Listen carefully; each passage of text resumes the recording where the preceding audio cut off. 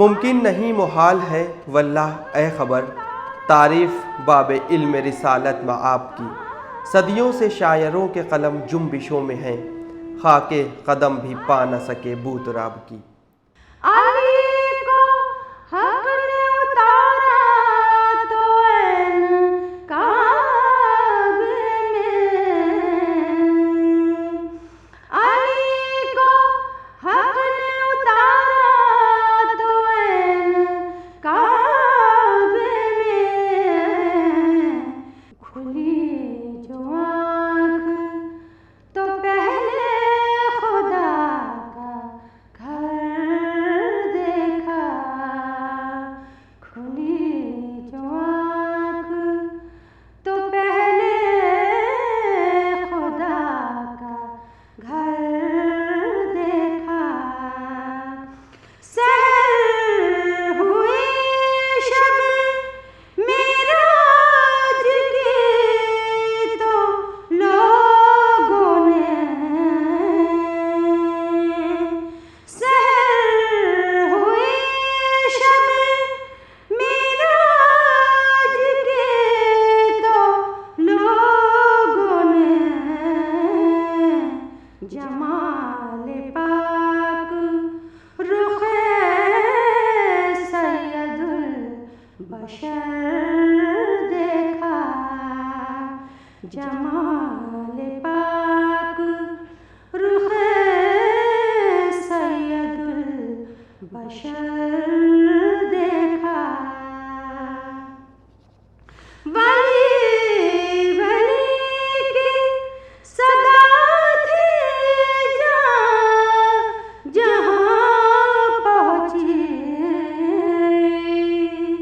ولی ولی کی صدا تھی جہاں جہاں پہنچی، علی علی نظر آئے جدھر جدھر دیکھا، علی علی نظر آئے جدھر دیکھا، اسی کا نور ہر شے میں جلوہ گر دیکھا۔ ناظرین سلام علیکم، میں ہوں حسن آصف۔ ناظرین ہمارا آج کا پروگرام پیدائش علی ابن ابی طالب سے ہے۔ ناظرین پہلے تو ہم آپ کو آمد حضرت علی علیہ السلام کی خوشخبری اور مبارکباد پیش کرتے ہیں۔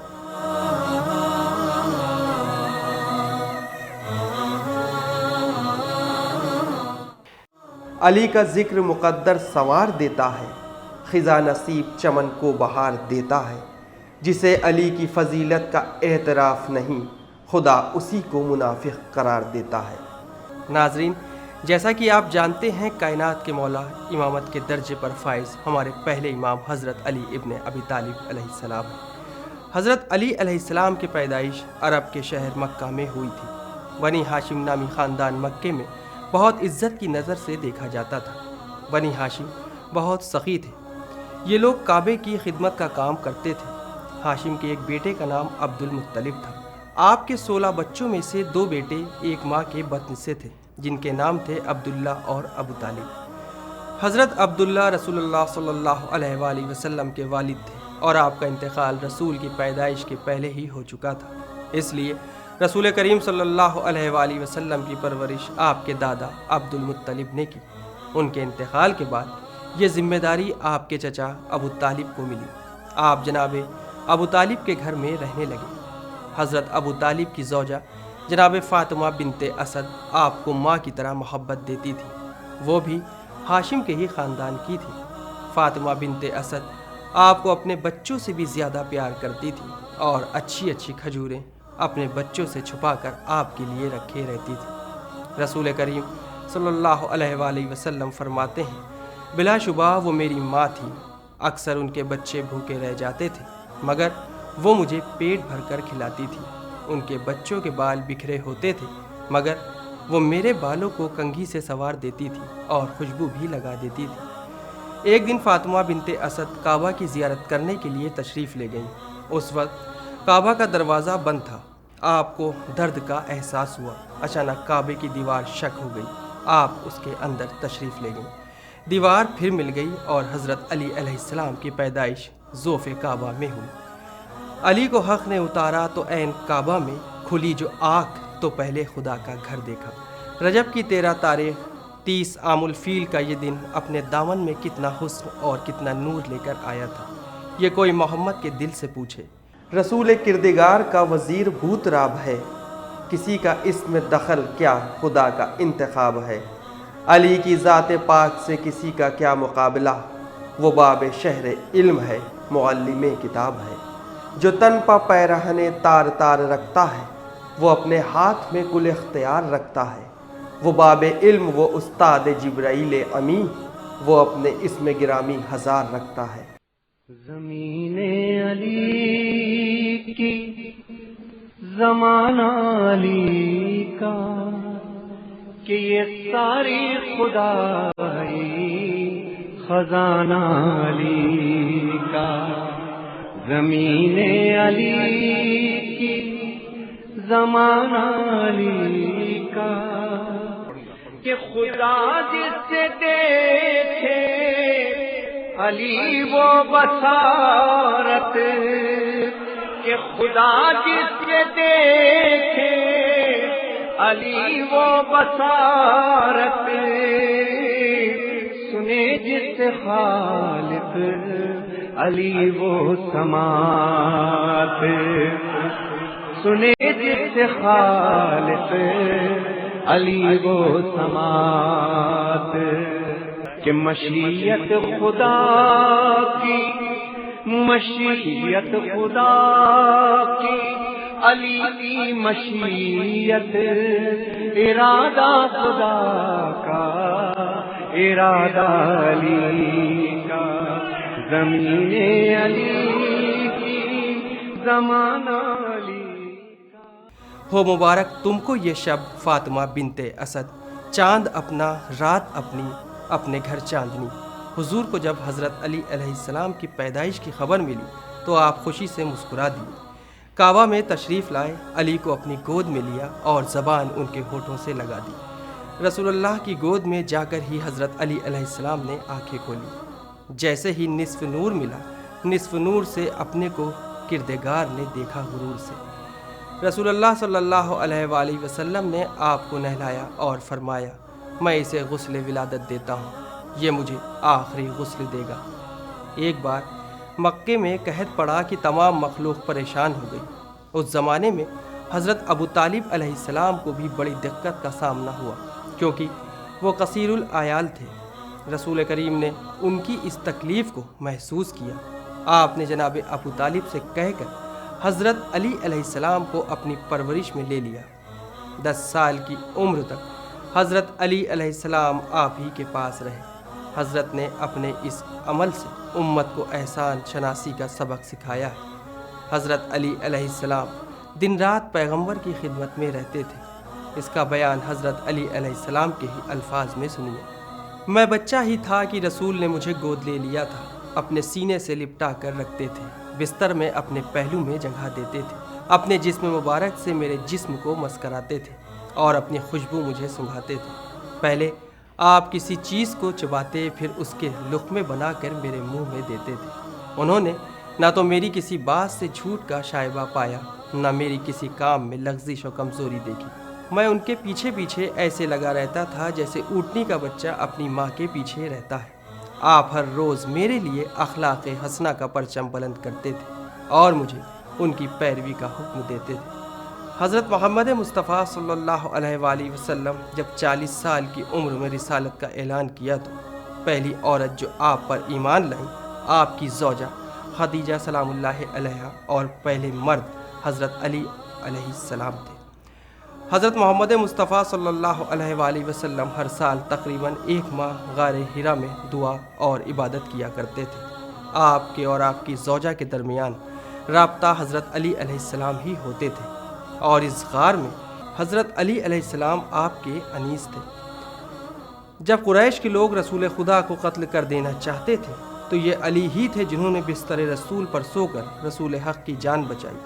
رسول کریم صلی اللہ علیہ وآلہ وسلم نے غدیر کے میدان میں حاجیوں کو جمع کیا اور اونٹوں کے کجاوے کا ممبر بنایا۔ ممبر پر تشریف لے گئے اور علی کو ہاتھوں پر بلند کیا اور ارشاد فرمایا، من کنت مولا ہو فہذا علی مولا، یعنی جس کا میں مولا ہوں اس کے یہ علی مولا ہے۔ حضرت علی علیہ السلام چونکہ ہر وقت رسول کریم صلی اللہ علیہ وآلہ وسلم کی خدمت میں رہتے تھے، اس لیے ان کی سوانح حیات پڑھ کر ایسا احساس ہوگا جیسے رسول خدا صلی اللہ علیہ وآلہ وسلم کی زندگی کے حالات پڑھ رہے ہیں۔ اپنی حکومت کے زمانے میں آپ خدا کے لیے اور اس کی راہ میں کام کرتے تھے، لوگوں کے ہمدم اور ہمدرد تھے، ان سے لگاؤ تھا اور عوام کی خدمت کو اپنا فرض سمجھتے تھے۔ اس کے باوجود کہ آپ کی حکومت کا مقصد غریب لوگوں کی مدد کرنا تھا، پھر بھی رات میں اکیلے ایک ایک غریب اور ایک ایک فقیر کے پاس جاتے تھے اور ان کی مدد کرتے تھے۔ آپ کا نام جناب ابو طالب نے اپنے جد اعلیٰ کے نام پر زید اور ماں فاطمہ بنت اسد نے اپنے والد کے نام پر اسد، اور سرور کائنات صلی اللہ علیہ وآلہ وسلم نے خدا کے نام پر علی رکھا۔ آپ کا ایک مشہور نام حیدر بھی ہے جو آپ کی ماں کا رکھا ہوا ہے، جس کی تصدیق اس رجس سے ہوتی ہے جو آپ نے مرحب کے مقابلے میں پڑھا تھا۔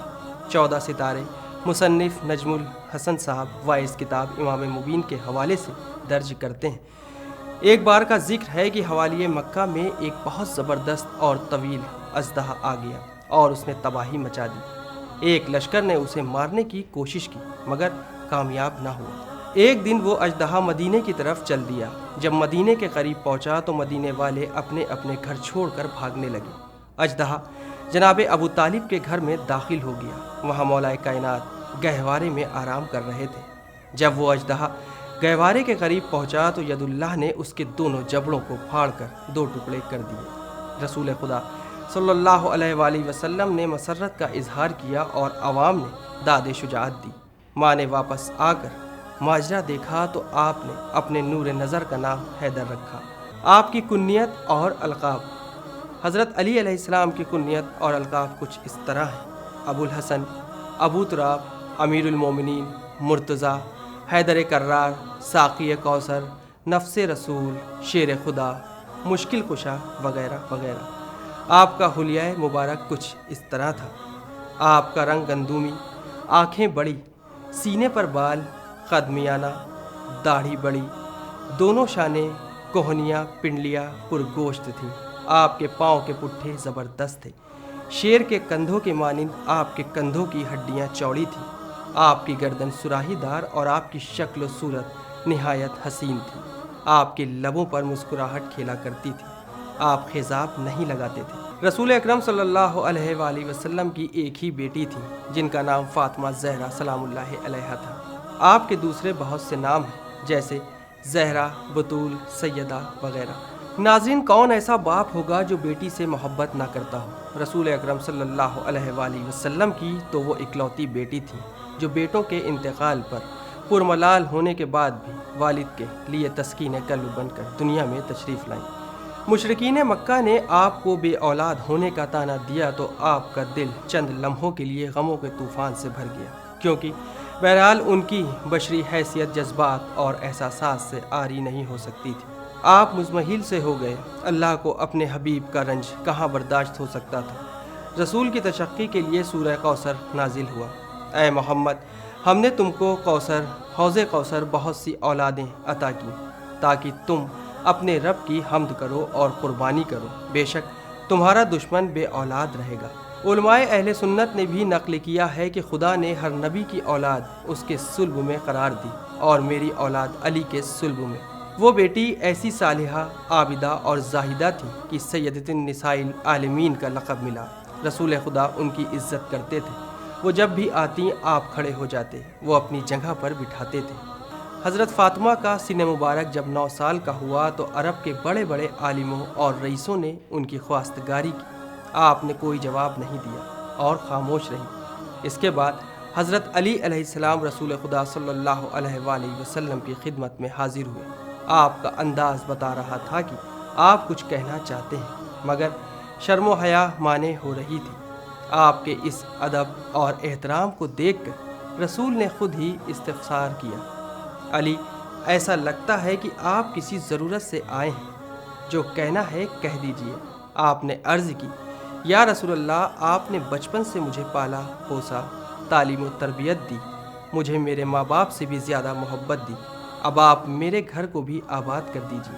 حضرت ام سلمہ بیان کرتی ہیں کہ ابھی حضرت علی علیہ السلام کی بات ختم بھی نہیں ہوئی تھی کہ چہرہ رسول مانند مہر درخشاں و ماہ تابہ کے روشن ہو گیا۔ آپ اندر تشریف لے گئے اور حضرت فاطمہ زہرا سلام اللہ علیہا سے فرمایا، فاطمہ، میں نے خدا سے دعا کی تھی کہ تمہاری شادی ایسے شخص سے کروں جو دنیا میں سب سے بہتر ہو، اب وہی شخص تمہاری خواستگاری کے لیے آیا ہے۔ فاطمہ زہرا سلام اللہ علیہا خاموش رہیں۔ آپ نے ان کی خاموشی کو رضامندی سمجھا۔ رسول خدا صلی اللہ علیہ وآلہ وسلم نے حضرت علی علیہ السلام سے ارشاد کیا، یا علی، آپ کے پاس کچھ ہے جسے مہر کے لیے دیں؟ حضرت علی علیہ السلام نے جواب دیا، اے خدا کے رسول، آپ سے کچھ پوشیدہ نہیں ہے، ایک زرہ، ایک تلوار اور ایک اونٹ ہے۔ زرہ کو فروخت کرنا طے ہوا۔ حضرت سلمان فارسی گئے اور زرہ فروخت کر کے 500 درہم لائے۔ اس سے گھریلو ضرورت کے کچھ سامان مہیا کیے، جیسے سفید لباس، ایک مکھنا، کھجور کی چھال کی چٹائی، 2 گدے، ایک میں بھیڑ کا اون بھرا ہوا تھا، دوسرے میں کھجور کے ریشے، 4 تکیے، چکی، پیالہ، ابا، کوزہ، گلاس، لوٹا، گھڑا وغیرہ۔ اس طرح سادگی سے حضرت علی علیہ السلام کا نکاح حضرت فاطمہ زہرا سلام اللہ علیہا سے ہوا۔ رخصتی کچھ دنوں کے بعد ہوئی۔ جگ کے مشکل کشا ہے میرے علی، بات ایسی ڈھکی چھپی کیا ہے، جگ کے مشکل کشا ہے میرے علی،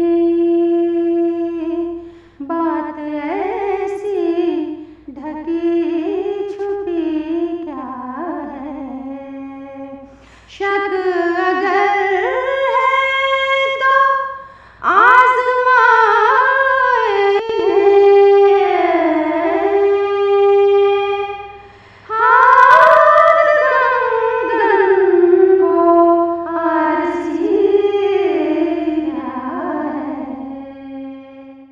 حضرت علی علیہ السلام اور حضرت فاطمہ زہرا سلام اللہ علیہا ایک دوسرے کے لیے اتنے مناسب اور موجود تھے کہ خود زبان رسالت نے اعتراف کیا، اگر علی نہ ہوتے تو فاطمہ کا کوئی کفو نہ ہوتا۔ حضرت علی علیہ السلام کا نکاح 1 ذی الحجہ 2 ہجری میں ہوا۔ اس وقت حضرت علی علیہ السلام کا سن مبارک 21 سال تھا۔ حضرت علی علیہ السلام اور حضرت فاطمہ زہرا سلام اللہ علیہا کی زندگی بہت پرسکون اور پرمسرت تھی۔ رسول نے رخصتی کے وقت اپنی پیاری بیٹی کو ہدایت کی تھی کہ اپنے شوہر سے کوئی فرمائش نہ کرنا۔ اسی طرح حضرت علی علیہ السلام کو بھی بہت ضروری ہدایت دی تھی۔ ناظرین، آئیے اب آپ کو حضرت علی علیہ السلام کی سادہ زندگی کے بارے میں کچھ بتاتے ہیں۔ انسانی پیکر میں ایک معجز نما شخصیت کے مالک حضرت علی علیہ السلام کے اوصاف کا بیان کرنا آسان نہیں ہے۔ حدیث رسول ہے، اگر سمندر روشنائی بن جائے، زمین کے سارے پیڑ قلم، جن و انس لکھنے کا کام کرے، تو بھی علی کے اوصاف کو لکھ نہیں پائیں گے۔ اس عظمت کے ساتھ کہ آپ کی زندگی گزارنے کا طریقہ اتنا سادہ تھا کہ لوگ تعجب کرتے تھے۔ سادگی کا یہ عالم تھا کہ ہمیشہ جو کا آٹا نوش فرماتے تھے۔ جو کے آٹے میں بھی یہ ہدایت تھی کہ اسے چھانا نہ جائے۔ مکان کے اعتبار سے بھی حضرت علی علیہ السلام نے سادگی کی زندگی بسر کی۔ لباس نہایت سادہ ہوتا تھا، یہاں تک کہ آپ کے لباس میں پیوند لگے ہوتے تھے۔ بیت المال کے مال کو اپنے استعمال میں نہیں لاتے تھے اور خود محنت کر کے روزی کا انتظام کرتے تھے۔ بدر کے معرکے میں اکیلے آپ کی الہی تلوار سے 35 لوگ مارے گئے۔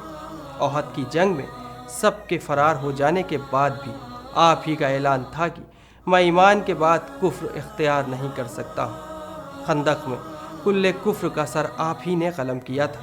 خیبر میں مرب و انتر کا خاتمہ کر کے آپ ہی نے قلعہ فتح کیا تھا۔ علمی اعتبار سے بھی حضرت علی علیہ السلام کا رتبہ بہت بلند تھا۔ آپ نے منبر کی بلندی سے لوگوں کے سوالات کے جواب دیے۔ لوگ اپنی مشکل کا حل تلاش کرنے آپ کے پاس آتے تھے۔ آپ کو تمام علوم پر کمال حاصل تھا۔ اخلاقی اعتبار سے بھی آپ اخلاق کے عظیم مرتبے پر فائز تھے۔ غلاموں کے ساتھ آپ نے ایسا برتاؤ کیا کہ انہوں نے غلامی کو آزادی پر ترجیح دی اور نیا لباس کمبر کو عطا فرمایا تو پرانا اور بوسیدہ لباس خود سے بتن فرمایا ہے۔ ابن ملجم کی گرفتاری کے بعد اسے سیراب کرنے کا حکم آپ ہی نے دیا تھا۔ ادبی اعتبار سے آپ کے کلام کا مجموعہ نہج البلاغہ ہے۔ حضرت علی علیہ السلام کا علم و فضل کچھ اس طرح تھا۔ رسول خدا صلی اللہ علیہ وآلہ وسلم نے فرمایا، جو آدم کو ان کے علم میں، نوح کو ان کے عزم میں، ابراہیم کو ان کی خلت میں، موسیٰ کو ان کی ہیبت میں، عیسیٰ کو ان کی پاکیزگی میں دیکھنا چاہے وہ علی کی طرف نظر کرے۔ حق تھے اور ان کی زبان پر حق ہی جاری ہوتا تھا۔ آپ کے چہرے کا دیکھنا عبادت ہے اور آپ کا ذکر کرنا عبادت ہے۔ حدیث رسول ہے، میں علم کا شہر ہوں اور علی اس کا دروازہ ہے۔ حضرت علی علیہ السلام کا ارشاد ہے، مجھ کو میرے بھائی نے علم کے 1000 باب تعلیم کیے اور میں نے ہر باب سے 1000 باب کھولے۔ حضرت علی علیہ السلام نے فرمایا، اے ابن عباس، بسم اللہ کی میں اتنی تفسیر بیان کر سکتا ہوں کہ 70 اونٹوں کا بار ہو جائے۔ رسول خدا فرماتے ہیں کہ جسے علم لینا ہو وہ شہر میں اس کے دروازے سے داخل ہو، یعنی میرا علم حاصل کرنا ہو تو میرے بھائی کے پاس جاؤ۔ امام کیا فرماتے ہیں، پوچھو اس کے پہلے کہ مجھے نہ پاؤ، کیونکہ میں زمین کی راہوں سے زیادہ آسمان کی راہوں کو جانتا ہوں۔ آپ سے کسی نے سورج کی دوری کے بارے میں سوال کیا کہ سورج اور زمین کے بیچ کتنی دوری ہے؟ عرب میں 1000 کے آگے کی گنتی نہیں تھی، اس لیے آپ نے جواب دینے کا انوکھا ڈھنگ اپنایا۔ آپ نے فرمایا، اگر ایک عربی گھوڑا اپنی اوسط رفتار سے زمین سے سورج کی طرف چلے تو 500 سال میں سورج تک پہنچے گا۔ حساب کرنے پر دوری لگ بھگ 13,82,40,000 کلومیٹر آئی، جو جدید حساب کے عین مطابق ہے۔ طالب علم یعنی اسٹوڈنٹس کے لیے آپ کی کچھ نصیحتیں۔ طالب علم کے لیے ضروری ہے کہ طلب علم میں ادب کا جذبہ رکھے، تھکن اور اکساہٹ کا احساس نہ کرے اور جو کچھ حاصل کیا ہے اسے کافی نہ سمجھنے لگے۔ ہر چیز کی قدر اس کے کم ہونے سے ہے، مگر علم کی قدر اس کے زیادہ ہونے سے ہے۔ علم تب تک محفوظ نہیں رہے گا جب تک ہمیشہ اس کے حصول میں لگا نہ رہے۔ علم مشق کے بغیر حاصل نہیں ہو سکتا۔ عقل کامل رکھنے والے کا یہ وصف ہے کہ وہ زندگی بھر علم حاصل کرنے سے گھبراتا نہیں ہے۔ علم عمل سے جڑا ہے۔ اصل علم وہ ہے جو عادتوں اور کردار میں چناؤ کرنے کی صلاحیت پیدا کرے۔ نادان دوست سے عقل مند دشمن اچھا ہے۔ اے کمیل، یاد رکھو علم مال سے بہتر ہے۔ علم تمہاری حفاظت کرتا ہے اور مال کی حفاظت تمہیں کرنی پڑتی ہے۔ مال خرچ کرنے سے گھٹتا ہے مگر علم خرچ کرنے سے بڑھتا ہے۔ علم حاکم اور مال غلام ہے۔ ایک شعر میں آپ فرماتے ہیں، ہم اللہ کی اس تقسیم پر راضی ہیں کہ ہم کو علم دیا اور ہمارے دشمنوں کو مال۔ حضرت علی علیہ السلام کی نمازیں، آپ نماز میں ایسے کھو جاتے تھے کہ پھر کسی بات کا ہوش نہیں رہتا تھا، لیکن خلق خدا کا سوال رد نہ کر سکتے تھے۔ نماز پڑھنے میں جب آپ نے سائل کو انگوٹھی دی تو آیت نازل ہوئی، اور وہ زکوٰۃ دیتے ہیں اور رکوع کرنے والے ہیں۔ ناظرین، یہ تھا ہمارا پروگرام جس میں ہم نے آپ کو ولادت مولا علی کے بارے میں بتایا۔ ناظرین، اب ہمیں اجازت دیجیے اور اپنی 13 رجب کی خوشی اسی طرح سے مناتے رہیے۔ تب تک کے لیے خدا حافظ۔ اے مشتری مرضی داور تیرے بغیر، مشکل نہ کوئی حل ہوئی حیدر تیرے بغیر۔ فوج نبی میں تھے تو بڑے سورما مگر، خیبر کا مارکا نہ ہوا سر تیرے بغیر۔